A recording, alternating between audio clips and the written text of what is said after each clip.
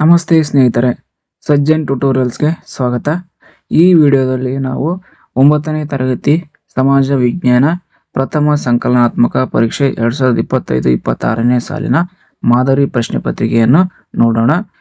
ಇಲ್ಲಿ 9ನೇ ತರಗತಿ ಸಮಾಜ ವಿಜ್ಞಾನ ಒಟ್ಟು ಅಂಕಗಳು 80, ಕೊಟ್ಟಿರ್ತಕ್ಕಂತಹ ಸಮಯ 3 ಗಂಟೆಗಳು.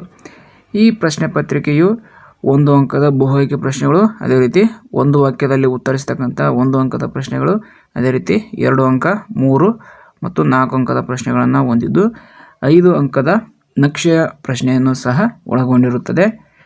ಇಲ್ಲಿ ಒಂದೊಂದೇ ಪ್ರಶ್ನೆಯನ್ನು ನಾವೀಗ ನೋಡೋಣ. ಇಲ್ಲಿ ಮೊದಲ ಭಾಗದಲ್ಲಿ ಬಹು ಆಯ್ಕೆ ಪ್ರಶ್ನೆಗಳನ್ನು ನೋಡೋಣ.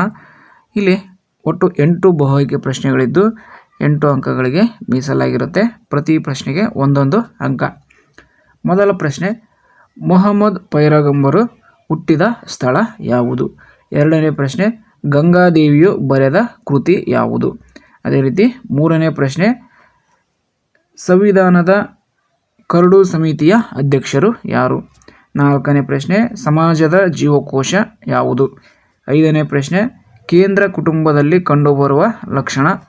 ಆರನೇದು, ಕರ್ನಾಟಕ ಎಂದು ಮರುನಾಮಕರಣ ಮಾಡಿದ ವರ್ಷ. ಏಳನೇ ಪ್ರಶ್ನೆ, ತೃತೀಯ ವಲಯಕ್ಕೆ ಉದಾಹರಣೆ. ಇನ್ನು 8ನೇ ಪ್ರಶ್ನೆ, ನಿರ್ವಹಣೆಯ ತತ್ವಗಳನ್ನು ನೀಡಿದವರು ಯಾರು? ಈ ರೀತಿ ಇಲ್ಲಿ 8 ಬಹು ಆಯ್ಕೆ ಪ್ರಶ್ನೆಗಳನ್ನು ನಾವು ನೋಡ್ಬೋದು. ಇನ್ನು ಎರಡನೇ ಭಾಗ, ಎರಡನೇ ಮೇನ್ನಲ್ಲಿ 1 ವಾಕ್ಯದಲ್ಲಿ ಉತ್ತರಿಸಿ ಪ್ರಶ್ನೆಗಳಿದ್ದಾವೆ. ಇಲ್ಲಿ 8 ಪ್ರಶ್ನೆಗಳಿದ್ದಾವೆ. ಪ್ರತಿಯೊಂದಕ್ಕೂ 1 ಅಂಕ, ಒಟ್ಟು 8 ಅಂಕಗಳು. 9ನೇ ಪ್ರಶ್ನೆ, ಮೊದಲ ಪಾಣಿಪತ್ ಕದನ ಯಾವಾಗ ನಡೆಯಿತು?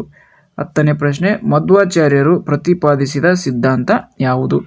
11ನೇ ಪ್ರಶ್ನೆ, ಸರ್ವೋಚ್ಚ ನ್ಯಾಯಾಲಯವು ಯಾವಾಗ ಅಸ್ತಿತ್ವಕ್ಕೆ ಬಂದಿತು?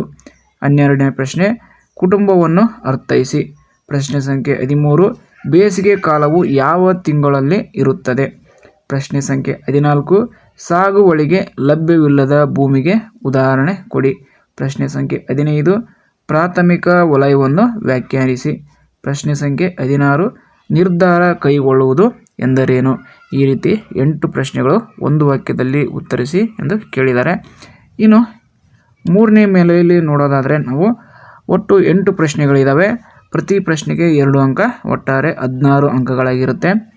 ಈ ಪ್ರಶ್ನೆಗಳಿಗೆ ನಾವು 3-4 ವಾಕ್ಯಗಳಲ್ಲಿ ಉತ್ತರಿಸಬೇಕಾಗುತ್ತೆ. ಪ್ರಶ್ನೆ ಸಂಖ್ಯೆ 17, ಮೊಹಮ್ಮದ್ ಬಿನ್ ತುಘಲಕ್ ಜಾರಿಗೊಳಿಸಿದ ಆಡಳಿತ ಸುಧಾರಣೆಗಳು ಯಾವ್ಯಾವು?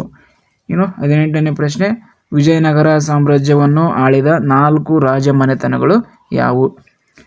ಪ್ರಶ್ನೆ ಸಂಖ್ಯೆ 19, ಸಂವಿಧಾನದಲ್ಲಿ ಅಳವಡಿಸಿರುವ ಮೂಲಭೂತ ಹಕ್ಕುಗಳು ಯಾವುವು? ಅಥವಾ ಲೋಕಸಭೆಯ ಸದಸ್ಯರಾಗಲು ಇರಬೇಕಾದ ಅರ್ಹತೆಗಳು ಯಾವ್ಯಾವು? ಇನ್ನು ಪ್ರಶ್ನೆ ಸಂಖ್ಯೆ 20, ಕುಟುಂಬವು ಸಮಾಜದ ಘಟಕ ಹೇಗೆ? ಅಥವಾ ಕುಟುಂಬದ ಪ್ರಕಾರಗಳ್ಯಾವ್ಯಾವು? ಪ್ರಶ್ನೆ ಸಂಖ್ಯೆ 21, ಕರ್ನಾಟಕದ 4 ಆಡಳಿತ ವಿಭಾಗಗಳ್ಯಾವ್ಯಾವು? ಪ್ರಶ್ನೆ ಸಂಖ್ಯೆ 22, ಕಾವೇರಿ ನದಿಯ ಉಪನದಿಗಳ್ಯಾವ್ಯಾವು? ಪ್ರಶ್ನೆ ಸಂಖ್ಯೆ 23, ಬಂಡವಾಳ ವರ್ಗ ಹೇಗೆ ಉದಯವಾಯಿತು? ಪ್ರಶ್ನೆ ಸಂಖ್ಯೆ 24, ನಿಯಂತ್ರಣದ ಪ್ರಮುಖ ಧ್ಯೇಯಗಳ್ಯಾವ್ಯಾವು? ಈ ರೀತಿ ಇಲ್ಲಿ 8 ಪ್ರಶ್ನೆಗಳನ್ನು ಕೇಳಿದ್ದು ಪ್ರತಿ ಪ್ರಶ್ನೆಗೆ 2 ಅಂಕಗಳನ್ನು ನಾವಿಲ್ಲಿ ನೋಡ್ಬೋದು. ಇನ್ನು 4ನೇ ಮೇನಲ್ಲಿ ಈ ಕೆಳಗಿನ ಪ್ರಶ್ನೆಗಳಿಗೆ 5-6 ವಾಕ್ಯಗಳಲ್ಲಿ ಉತ್ತರಿಸಿ. ಪ್ರತಿ ಪ್ರಶ್ನೆಗೆ 3 ಅಂಕ, ಒಟ್ಟು 9 ಪ್ರಶ್ನೆಗಳಿದ್ದಾವೆ. ಇದರಿಂದ 27 ಅಂಕಗಳನ್ನು ಇಲ್ಲಿ ಈ ಭಾಗಕ್ಕೆ ನೋಡ್ಬೋದು. ಪ್ರಶ್ನೆ ಸಂಖ್ಯೆ 25, ಜೀಸಸ್ ಕ್ರಿಸ್ತರ ಬೋಧನೆಗಳನ್ನು ವಿವರಿಸಿ. ಅಥವಾ ದೆಹಲಿ ಸುಲ್ತಾನರು ಕಲೆ ಮತ್ತು ವಾಸ್ತುಶಿಲ್ಪ ಕ್ಷೇತ್ರಕ್ಕೆ ಅಮೂಲ್ಯ ಕೊಡುಗೆಗಳನ್ನು ನೀಡಿದ್ದಾರೆ ಹೇಗೆ? ಸ್ಪಷ್ಟೀಕರಿಸಿ. ಇನ್ನು ಪ್ರಶ್ನೆ ಸಂಖ್ಯೆ 26, ಬಸವಣ್ಣನವರು ಮಾಡಿದ ಕಲ್ಯಾಣ ಕಾರ್ಯಗಳು ಯಾವ್ಯಾವು? ಪ್ರಶ್ನೆ ಸಂಖ್ಯೆ 27, ಕೃಷ್ಣ ದೇವರಾಯನು ಅಧಿಕಾರಕ್ಕೆ ಬಂದಾಗ ಎದುರಿಸಿದ ಸಮಸ್ಯೆಗಳ್ಯಾವ್ಯಾವು? ಪ್ರಶ್ನೆ ಸಂಖ್ಯೆ 28, ರಾಜ್ಯಸಭೆಯ ರಚನೆಯನ್ನು ವಿವರಿಸಿ. ಅಥವಾ ರಾಜ್ಯಪಾಲರ ಅರ್ಹತೆ, ಅಧಿಕಾರ ಅವಧಿಯನ್ನು ವಿವರಿಸಿ. ಇನ್ನು ಪ್ರಶ್ನೆ ಸಂಖ್ಯೆ 29, ಅವಿಭಾಜ್ಯ ಕುಟುಂಬದ ಲಕ್ಷಣಗಳ್ಯಾವ್ಯಾವು? ಪ್ರಶ್ನೆ ಸಂಖ್ಯೆ 30, ಮಲೆನಾಡು ಪ್ರದೇಶದ ಲಕ್ಷಣಗಳನ್ನು ಪಟ್ಟಿ ಮಾಡಿರಿ. ಪ್ರಶ್ನೆ ಸಂಖ್ಯೆ 31, ಕರ್ನಾಟಕವನ್ನು ಶ್ರೀಗಂಧದ ನಾಡು ಎಂದು ಏಕೆ ಕರೆಯುತ್ತಾರೆ? ಅಥವಾ ನಮ್ಮ ರಾಜ್ಯದ ಪ್ರಮುಖ ಜಲ ವಿದ್ಯುತ್ ಉತ್ಪಾದನಾ ಕೇಂದ್ರಗಳನ್ನು ಹೆಸರಿಸಿ. ಪ್ರಶ್ನೆ ಸಂಖ್ಯೆ 32 ಭಾರತೀಯ ಕೃಷಿ ವಲಯದ ಪ್ರಾಮುಖ್ಯತೆಯನ್ನು ವಿವರಿಸಿ. ಪ್ರಶ್ನೆ ಸಂಖ್ಯೆ 33 ನಿರ್ಧಾರಗಳನ್ನು ತೆಗೆದುಕೊಳ್ಳಬೇಕಾದ ಸಂದರ್ಭದಲ್ಲಿ ಗಮನದಲ್ಲಿಟ್ಟುಕೊಳ್ಳಬೇಕಾದ ಅಂಶಗಳನ್ನು ವಿವರಿಸಿ. ಈ ರೀತಿ ಇಲ್ಲಿ 4ನೇ ಮೇನಲ್ಲಿ 3 ಅಂಕದ ಪ್ರಶ್ನೆಗಳನ್ನು ಕೇಳಿದ್ದಾರೆ. ಇನ್ನು 5ನೇ ಮೇನಲ್ಲಿ ಈ ಕೆಳಗಿನ ಪ್ರಶ್ನೆಗಳಿಗೆ ಉತ್ತರಿಸಿ 8-10 ವಾಕ್ಯಗಳಲ್ಲಿ ಉತ್ತರಿಸಬೇಕು. ಇಲ್ಲಿ 4 ಪ್ರಶ್ನೆಗಳನ್ನು ಕೇಳಿದ್ದಾರೆ. ಪ್ರತಿಯೊಂದು ಪ್ರಶ್ನೆಗೆ 4 ಅಂಕ, ಒಟ್ಟಾರೆ 16 ಅಂಕಗಳನ್ನು ಇಲ್ಲಿ ನೋಡ್ಬೋದು. 34ನೇ ಪ್ರಶ್ನೆ, ಮಹಮ್ಮದ್ ಗವಾನನು ಬಹುಮನಿ ರಾಜ್ಯದಲ್ಲಿ ಉತ್ತಮ ಪ್ರಧಾನಮಂತ್ರಿ ಎಂದು ಹೇಗೆ ಪರಿಣಮಿಸಿರಿ? ಅಥವಾ ರಜಪೂತ ಅರಸರು ಸಾಹಿತ್ಯ ಕ್ಷೇತ್ರಕ್ಕೆ ನೀಡಿದ ಕೊಡುಗೆಯನ್ನು ವಿವರಿಸಿ. ಪ್ರಶ್ನೆ ಸಂಖ್ಯೆ 35 ಮೊಹಮ್ಮದ್ ಪೈಗಂಬರರ ಜೀವನದ ಕುರಿತು ಬರೆಯಿರಿ. ಪ್ರಶ್ನೆ ಸಂಖ್ಯೆ 36 ನಮ್ಮ ಸಂವಿಧಾನದ ಪ್ರಮುಖ ಲಕ್ಷಣಗಳನ್ನು ವಿವರಿಸಿ. ಪ್ರಶ್ನೆ ಸಂಖ್ಯೆ 37 ಕರ್ನಾಟಕದ ಮಳೆಗಾಲವನ್ನು ಕುರಿತು ಬರೆಯಿರಿ. ಈ ರೀತಿ ಇಲ್ಲಿ ಒಟ್ಟು 4 ಪ್ರಶ್ನೆಗಳನ್ನು ಕೇಳಿದ್ದಾರೆ. ಇನ್ನು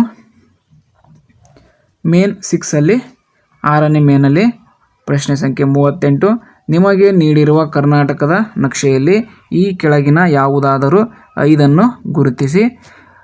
ಈ ಪ್ರಶ್ನೆಗೆ 5 ಅಂಕಗಳಿರುತ್ತೆ. ಇಲ್ಲಿ ಕೊಟ್ಟಿರ್ತಕ್ಕಂಥ 5 ಭಾಗಗಳಿಗೆ ಒಂದೊಂದು ಅಂಕ. ಮೊದಲನೇ ಭಾಗ ಕರಾವಳಿ ಮೈದಾನ, 2ನೇದು ನವಮಂಗಳೂರು, 3ನೇದು ಭದ್ರಾವತಿ, 4ನೇದು ದಾವಣಗೆರೆ, 5ನೇದು ಘಟಪ್ರಭಾ ನದಿ, 6ನೇದು ಕಾರಂಜ, 7ನೇದು ಮೈಸೂರು.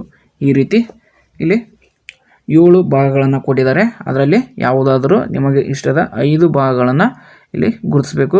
ಈ ರೀತಿ ಇಲ್ಲಿ ಪ್ರಶ್ನೆಯನ್ನು ಕೇಳಿದ್ದಾರೆ. ಈ ರೀತಿ ಒಟ್ಟು ನಾವು ಇಲ್ಲಿ 38 ಪ್ರಶ್ನೆಗಳಿದ್ದಾವೆ.